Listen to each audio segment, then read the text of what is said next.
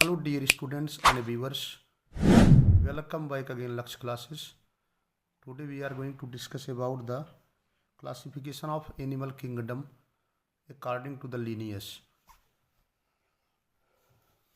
Today in this lecture we will discuss about the classification of animal kingdom according to cell, according to symmetry. So on the basis of the various characters we will discuss about the classification of phylum. We will discuss about the classification of animal kingdom.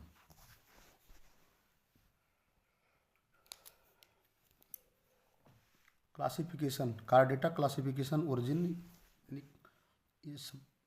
इसकी study तो करना ही करना है. First of all we have to study about the animal kingdom. As we know that animal kingdom,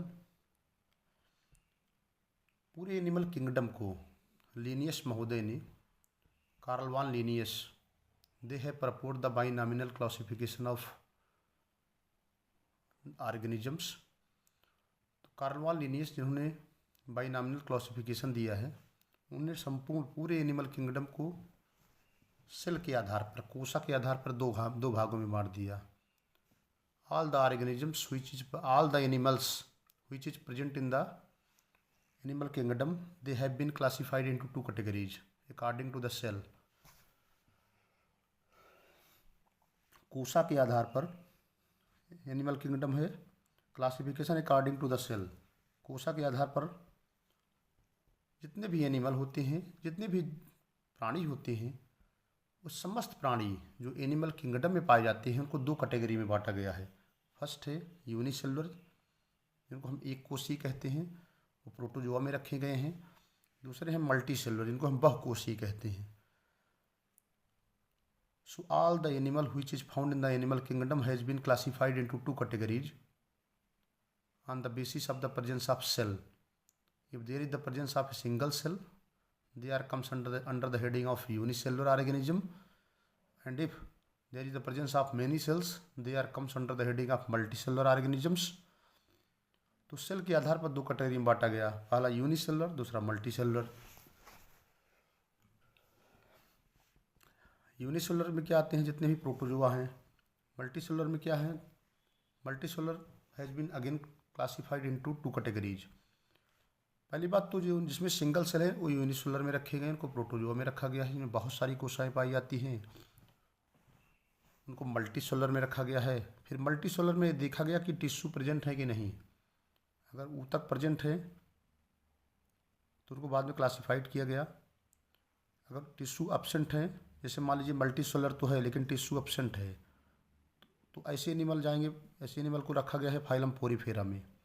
ठीक है. अगर tissue present है तो सेलेंटेटा से लेकर के आगे जितने भी फाइलम आते हैं सब में टिश्यू प्रेजेंट होते हैं. From Coelenterata to the last mammal, सब में जो है वो टिश्यू पाया जाता है. They are multicellular with tissue grade body organisation in सेलेंटेटा.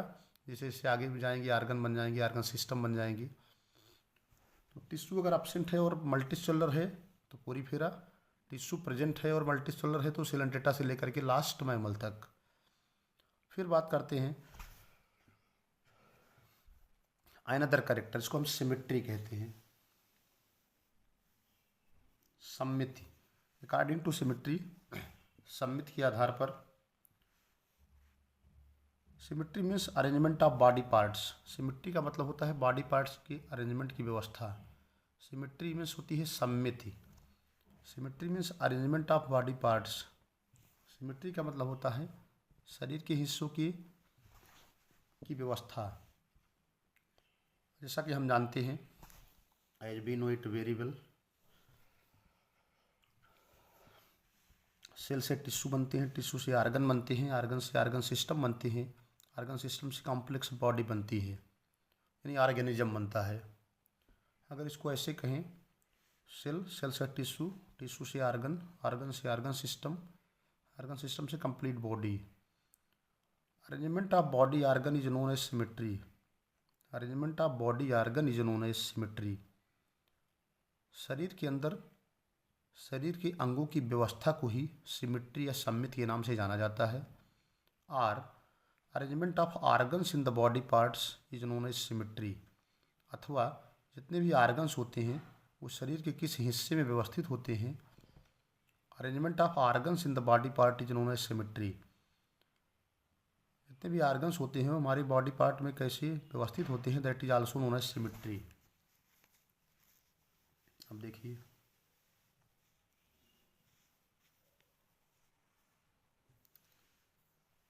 Tissue present है अकॉर्डिंग टू सिमेट्री, दो प्रकार के जो है वो सम्मित पाई जाती है। पहला है रेडियल सिमेट्री, दूसरा होता है बाइलेटरल सिमेट्री। रेडियल सिमेट्री क्या है, जैसे आप दिख रहे हैं this is the circular structure. Radial symmetry is found in the phylum Coelenterata, minor phylum Ctenophora and phylum Echinodermata. इसके ऑर्गेनिज्म जो होते हैं वो सर्कुलर होते हैं। देखिए ये सर्किल है।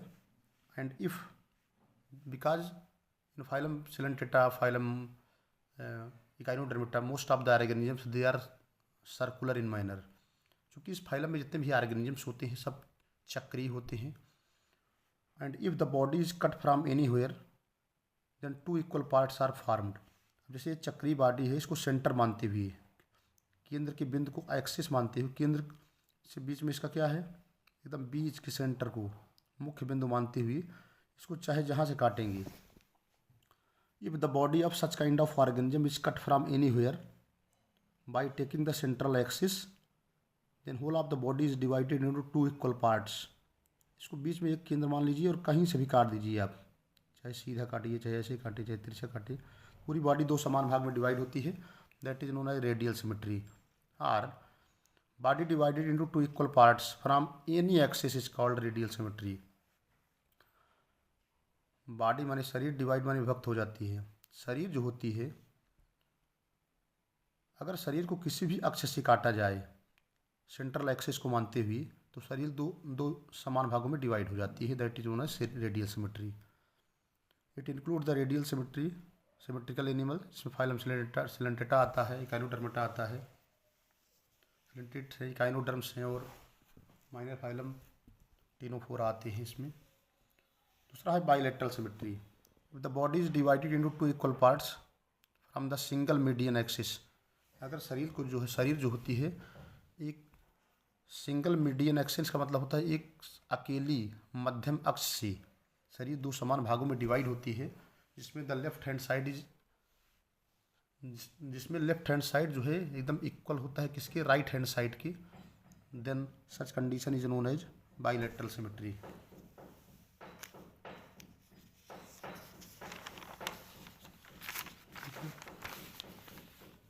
आगे बात करते हैं।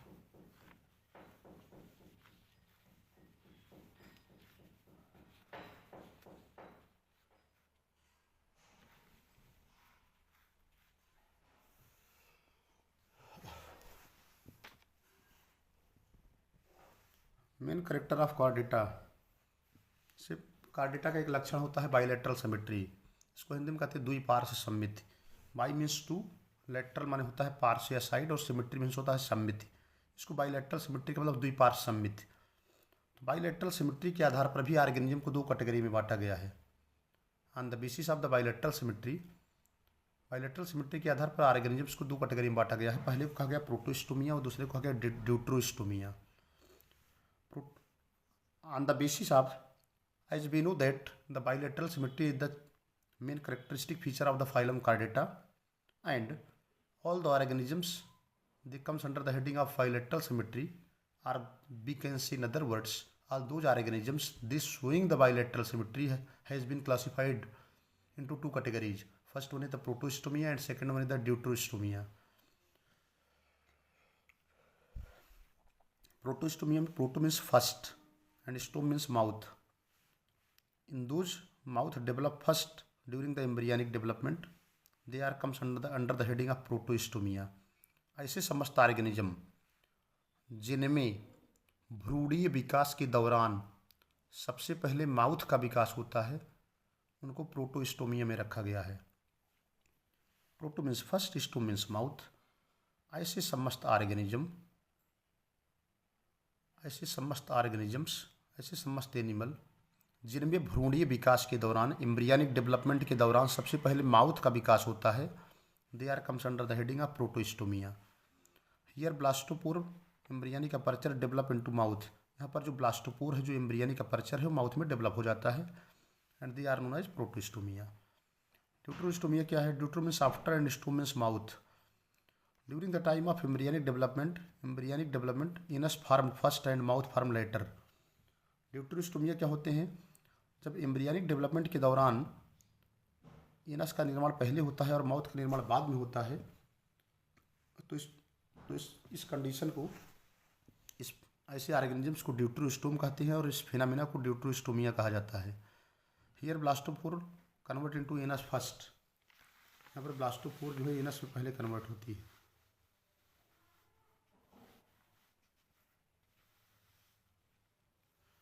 Here blastopore converts into anus. अब जो प्रोटोस्टोमिया है again divided on the basis of coelom. जितने भी प्रोटोस्टोमिया होते हैं बाद में उनको सीलोम के आधार पर डिवाइड कर दिया गया है।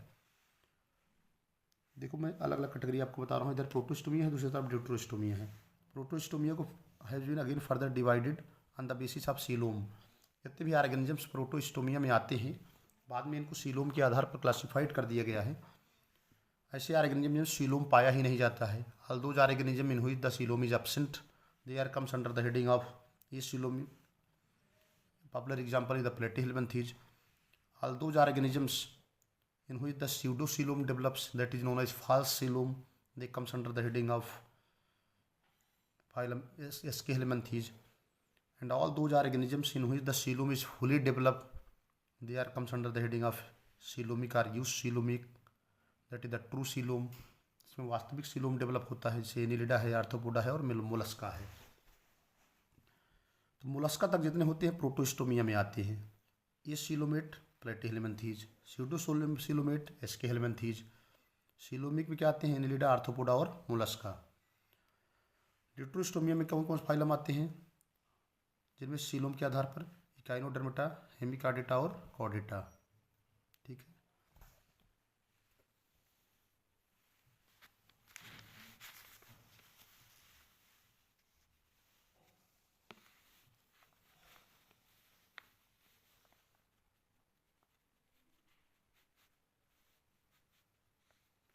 अब देखिए how be differentiate between character chordates and non chordates. अब कभी मान लीजिए आपको डायग्राम के माध्यम से बताना है कि कार्डेट कौन है और नॉन कार्डेट कौन है, तो आपको हमेशा बहुत क्लियर कट कंसिडरेशन होना चाहिए कार्डेट्स क्या होते हैं और नॉन कार्डेट्स क्या होते हैं। ऊपर के डायग्राम में नॉन कार्डेट बना है, नीचे के डायग्राम में कार्डेट बना है। ये कार्डेट एनिमल का, नॉन कार्डेट का डायग्राम है, नीचे कार्डेट का है। नॉन कार्डेट में आप देखेंगे पहला करेक्टर क्या है? देखिए सबसे मेन होता है कि यहाँ पर जो नर्व कार्ड होती है वेंट्रल होती है और सॉलिड नर्व कार्ड होती है। कार्डेट में क्या होता है? नर्व कार्ड जो है डार्सल होती है और हॉलो नर्व कार्ड होती है। ठीक है। और नॉन कार्डेट में देखिए नोटो कार्ड जो होती है, देखिए नोटो कार्ड जो होती है एकदम हार्ड होती है, मजबूत होती है, रिजिड होती है, सख्त होती है। जो नर्व कार्ड के तो नीचे पाई जाती है लेकिन गट के ऊपर पाई जाती है, जबकि यहाँ पर क्या है? नोटो कार्ड एब्सेंट है। In case of non chordate there is the absence of notochord. चूँकि इसमें नोटो कार्ड नहीं पाई जाती इसलिए नॉन कार्डेट है, इसमें नोटो कार्ड पाई जाती है इसलिए कार्डेट है। There is 3 chief chordate characters, 3 मुख्य कार्डेट करेक्टर्स होते हैं, लेकिन 1 chordate character is differentiate to both the chordate and non chordate. If the notochord is present that is the chordate, if the notochord is absent that is the non chordate. अगर Noto card जो है present है तो कार्डेट होगा, अगर notochord absent है, Noto card present है तो कार्डेट है, नोटो कार्ड एब्सेंट है तो नॉन कार्डेट है। देखिए इसमें नोटो कार्ड कहीं दिख रही है? नहीं दिख रही है, इसमें केवल दिख रहा है फर्स्ट वाले में। देखिए नॉन कार्डेट है तो ventral and solid nerve card दिख रही है, फायरिंग्स दिख रहा है, गट दिख रही है, लेकिन यहाँ पर कोई भी नोटो कार्ड नहीं दिख रही है। Noto card is absent here. यहाँ पर क्या है? नोटो कार्ड है, सॉलिड है, मजबूत है। ठीक है। एंड यहाँ पर नर्व कार्ड भी है, डार्सल हॉलो नर्व कार्ड भी है, फेरेंजियल गिल स्लिट्स भी हैं, इनमें भी फेरेंजियल गिल स्लिट्स पाए जाते हैं। जो फायरिंग लिखा है, गिलस्लेट्स नहीं लिखा है यहाँ। तो इस तरह से माउथ है इसका, ये माउथ है इसका। इसके बाद माउथ के बाद फायरिंग्स आएगा, फायरिंग के बाद ये एलिमेंट्री कैनाल जाएगी, गट जिसको कहते हैं। ये आपका वेंट्रल सॉलिड नर्व कार्ड है, लेकिन इसमें नोटो कार्ड नहीं है। इसमें क्या है, इसमें देखिए ऊपर माउथ है, यहाँ के बाद फायरिंग्स होगा, फेरेंजियल गिलस्लेट्स भी पाए जाते हैं, इसको ग्रसनी क्लोम दरारें भी कहते हैं। इसके बाद एक गट आई, उसके ऊपर नोटो कार्ड है। उसके बाद नोटो कार्ड के ऊपर देखिए डार्सल हालो नर्व कार्ड है। So these are the difference between the chordate and non-chordate.